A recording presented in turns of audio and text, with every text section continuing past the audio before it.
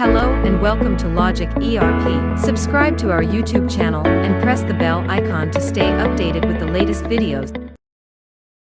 In this video, we'll explore the feature Do Not Save Item-Wise Price List Info, a useful option when you want to prevent item-wise price list data from being saved during transaction entry. So let's get started. Head to the Sale Voucher configuration. Select the relevant billing series. Here, you will find an option labeled Do Not Save Item-Wise Price List Info.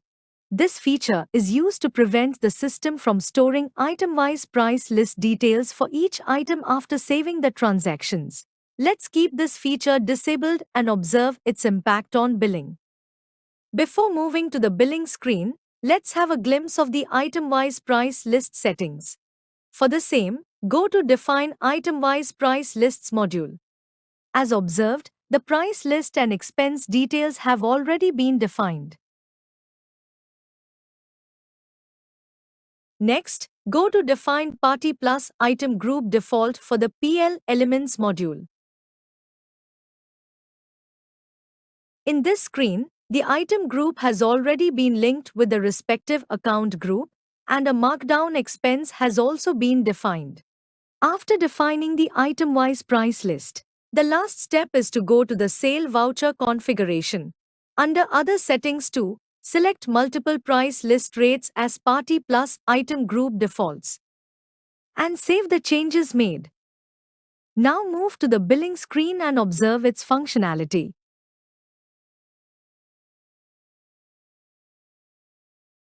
Here, the rate has been derived based on the item-wise price list. You can view the detailed price list information by pressing F4 on the rate field. Let's proceed to save the bill. After saving, reopen it and press F4 on the rate field to view the associated price list information. As observed, the price list information has been saved and remains visible, as the feature was kept disabled in the configuration. Let's now return to the Sale Voucher configuration, enable the feature, and observe its functionality.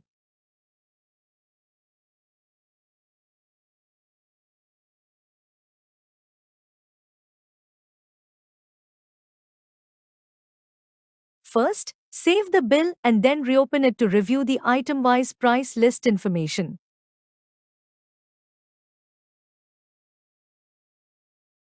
Simply press F4 on the rate field. As observed, after enabling the feature, the system no longer saves the price list information. I hope this video was helpful. Thanks for watching.